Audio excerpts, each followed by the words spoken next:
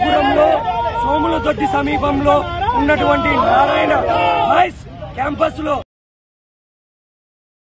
విద్యార్థికి ఫీజు వేధింపులే కారణమని వాళ్ళ తండ్రి బాహాటంగా వచ్చి మీడియా ముందర వాపోయినా కూడా ఇప్పటికీ ఆ కళాశాలని సీజ్ చేయకోకుండా, ఇప్పటికీ ఆ కళాశాల గురించి చర్యలు తీసుకోకుండా, బాడీని ఎవరైతే క్లీన్ చేసి పక్కన పెట్టారో వాళ్ళ మీద క్రిమినల్ కేసులు నమోదు చేయకోకుండా మంత్రివర్గంలో ఉన్నటువంటి నారాయణ వారి యొక్క రాక్షస పాలన ఏ విధంగా ఉంటుందనేది చూపిస్తున్నారు.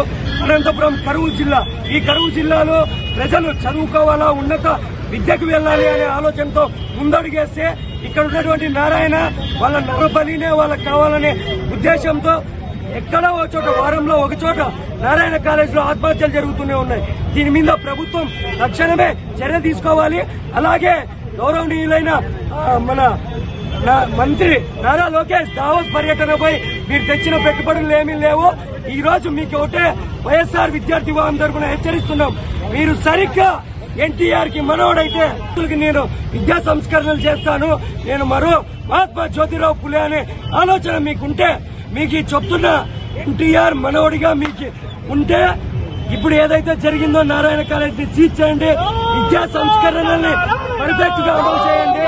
అల్లు అర్జున్కి ఒక న్యాయము, ఇంకా మీ మంత్రికి ఒక న్యాయము.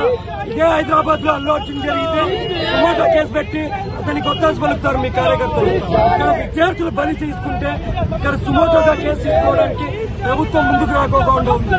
ఈ ఏదానికి కారణం తల్లికి బంధనం లేదు, విద్యార్థులకి ట్యాబులు లేవు, విద్యా పరిరక్షణ లేదు, విద్యార్థి సంస్కరణలు లేవు. ప్రతి దాంట్లో కూడా మీరు విద్యను బలహీనం చేస్తున్నటువంటి కోణం మాకు కనిపిస్తా ఉంది. మాకే కాదు, ప్రజలందరికీ కనిపిస్తుంది.